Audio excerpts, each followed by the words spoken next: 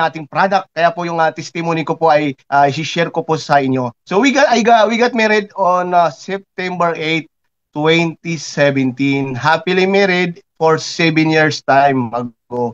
So yan po. At masaya ang may family, may asawa, no? But na sabi nga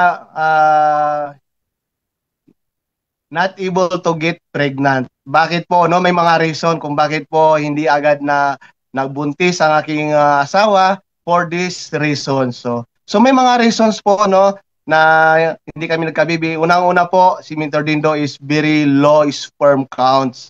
So mababa na ang sperm count ko at mayroon din po akong history ng hernia.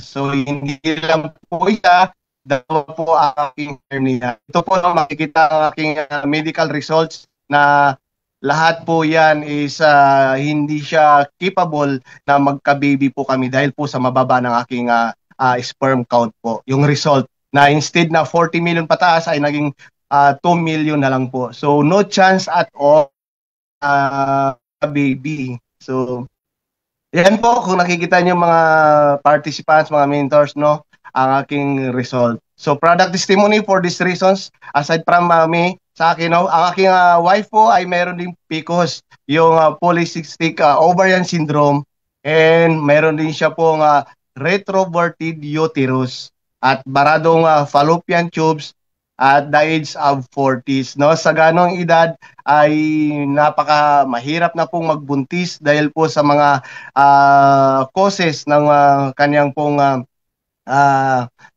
may PCOS yan, retroverted uterus at baradong fallopian tubes. No? And taking time, after taking barley continuous, no, for 4 months, nasa Saudi pa lang po ako, umiinom na po ako ng barley.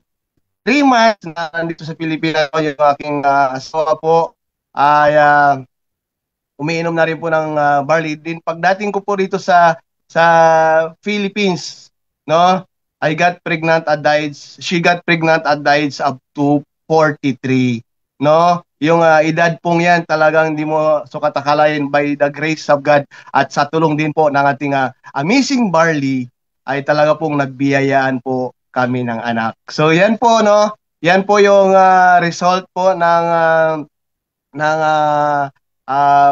pag during na time nung nabuntis po ang asawa ko. Then yan po yung mga yung naging resulta po niya. Yung sa X-ray yan po, sa X-ray. Then but that is of our faith came our greatest heartbreak, no. Napakahirap po nung mangyari po yan, talagang dumating yung time na mga challenges doon sa aming mag-asawa.